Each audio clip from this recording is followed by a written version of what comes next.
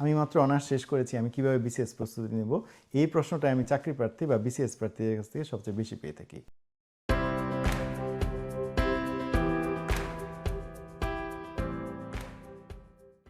আসসালামু আলাইকুম, সুপ্রিয় চাকরি প্রার্থী এবং অন্য যারা দেখছেন সবাইকে স্বাগত জানাচ্ছি। প্রত্যাশা করছি সকলেই ভালো আছেন। বিসিএস এর প্রস্তুতি কিভাবে শুরু করব, একজন ফ্রেশ গ্র্যাজুয়েট বা থার্ড ইয়ার বা ফোর্থ ইয়ারে যে শিক্ষার্থীরা আছে তারা আমার কাছে যখন মেসেজ করে আমাকে জিজ্ঞাসা করে, এই প্রশ্নটা আমি সবচেয়ে বেশি পেয়ে থাকি। তখন থেকে আমি চিন্তা করলাম যে যারা স্টুডেন্ট আছে, যারা পড়াশোনার শেষের দিকে অথবা যারা ফ্রেশ গ্র্যাজুয়েট, যারা চাকরি প্রার্থী হিসেবে চাকরির প্রিপারেশন শুরু করতে যাচ্ছেন, কীভাবে বিসিএস এর প্রিপারেশনটা শুরু করা যায় এটি নিয়ে আপনার সাথে দ্রুত তথ্য শেয়ার করব। আমার লেখা রোড টু বিসিএস বইটিতে বিসিএস এর একজন বিগিনার কিভাবে প্রস্তুতি শুরু করতে পারে, বিসিএস এ কয়টি ক্যাডার আছে, কিভাবে আবেদন করতে হবে, বিসিএস এর প্রিলিমিনারি বা সার্কুলার থেকে একদম জয়েনিং পর্যন্ত সব প্রসেস ডিটেলস আছে। তারপরেও এই বইয়ের একটা পার্ট অর্থাৎ শূন্য থেকে বিসিএস প্রস্তুতি নিয়ে আজকে আপনার সাথে কিছু তথ্য শেয়ার করব। চাকরি প্রার্থীরা আমাকে যখন বলে যে কীভাবে বিসিএস এর প্রস্তুতি শেয়ার করব, আমি তখন তাদের 5টা স্টেপ শেয়ার করতে বলি। Just follow 5 steps. এই 5টা স্টেপসের মধ্যে 1 নাম্বার স্টেপস হচ্ছে সিলেবাস দেখুন। অর্থাৎ বিসিএস প্রিলিমিনারি পরীক্ষায় পিএসসি প্রদত্ত যে 11 পৃষ্ঠার একটা সিলেবাস আছে, এই সিলেবাসটা আপনি ডাউনলোড করবেন, ডাউনলোড করে প্রিন্ট করবেন। প্রিন্ট করে আপনি জানবেন এই সিলেবাসটা এক পলক আপনি দেখবেন, এক নজরে দেখবেন, দেখে আপনি বুঝতে পারবেন যে বিসিএস এর প্রিলিমিনারি পরীক্ষায় কোন কোন সাবজেক্ট থেকে প্রশ্ন করা হয় এবং প্রত্যেকটা সাবজেক্টের অধীনে কী কী টপিক থাকে।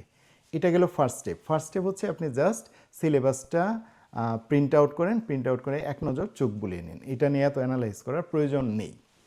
এরপরে 2 নাম্বার যে স্টেপটা নিয়ে কথা বলবো, 2 নাম্বার স্টেপটা হচ্ছে আপনি বিসিএস এর বিগত বছরের প্রশ্ন ব্যাংকটা দেখুন।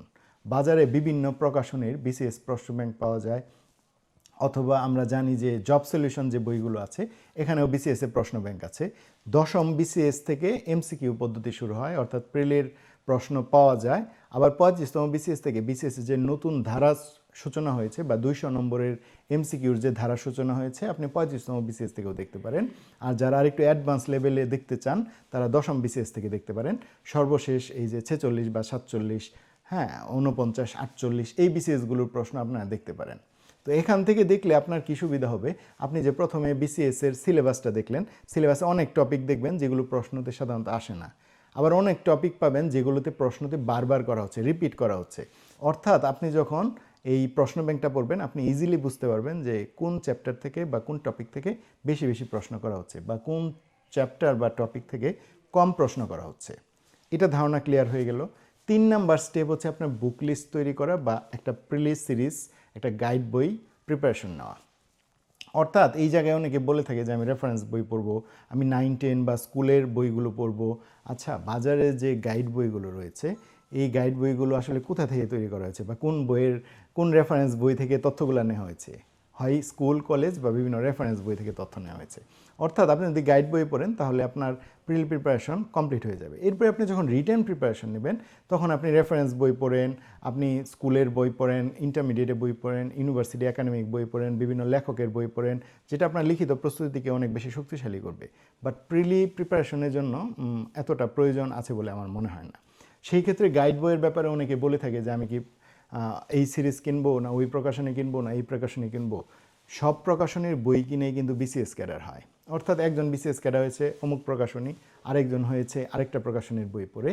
অর্থাৎ প্রকাশনীটা ফেক না, এবং বাজারে যত প্রকাশনী বই দেখবেন সবগুলি কিন্তু অনেকটাই কাট কপি পেস্টের মতো। কিন্তু ইম্পর্টেন্ট হচ্ছে আপনি ওই সিরিজটা কমপ্লিট করলেন কিনা, এটা ইম্পর্টেন্ট। কোন প্রকাশনী এটা খুব একটা ইম্পর্টেন্ট না।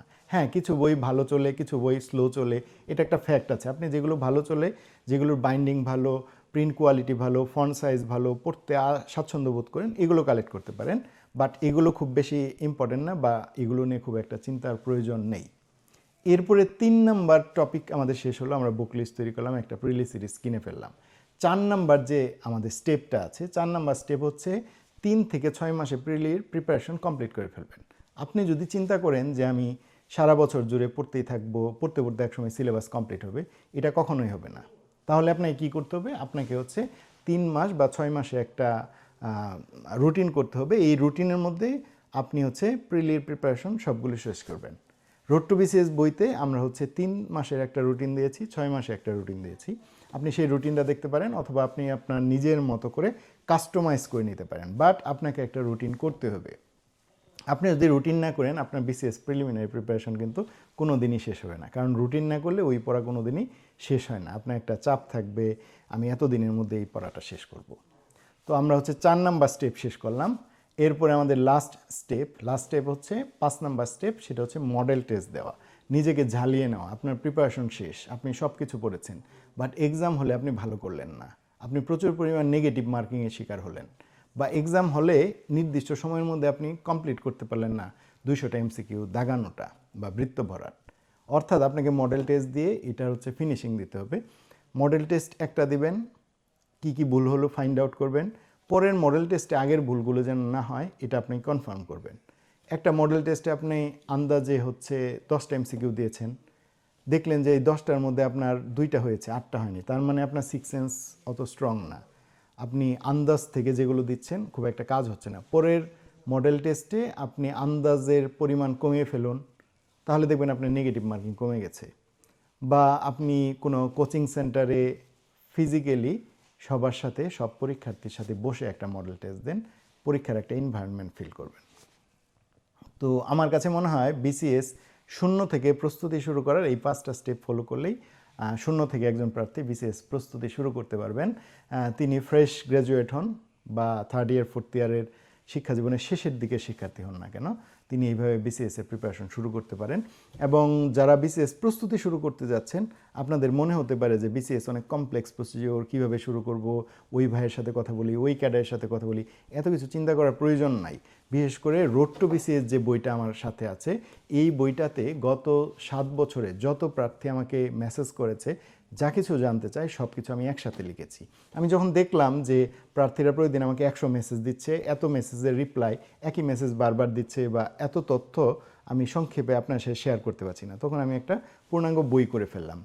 এই জন্য আমার মনে হয় কেউ যদি রোড টু বিসিএস বইটা পড়ে, বিগিনারদের জন্য স্পেশালি, আপনার কোয়েরিজ বা জিজ্ঞাসা 90% সলভ হয়ে যাবে। এরপরে 10% জিজ্ঞাসা আপনি আমাকে করতে পারেন, সিনিয়র বড় ভাইকে করতে পারেন, বিশেষ পরীক্ষার্থীকে করতে পারেন, কোনো ক্যাডারকে করতে পারেন, যে কাউকে করলে উনি হচ্ছে আপনার পুরো বিষয়টা 100% করে দেবে। তো বিসিএস শূন্য থেকে প্রস্তুতির এটাই হচ্ছে পূর্ণ স্টেপ।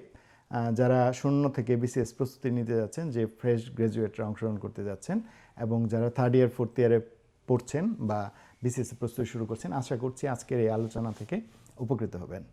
বিসিএস, ব্যাংক, সরকারি এবং বেসরকারি চাকরি বা কেরিয়ারের কোনো কোয়েরিজ যদি আপনার জানার থাকে, সেটি আমাদের জানাতে পারেন। আমরা সময় প্রাপ্তি সাপেক্ষে আপনার সেই কোয়েরিজ বা প্রশ্ন বা জিজ্ঞাসার উত্তর দেওয়ার চেষ্টা করব। সে পর্যন্ত সবাই ভালো থাকবেন, সবার জন্য অনেক শুভকামনা। আসসালামু আলাইকুম।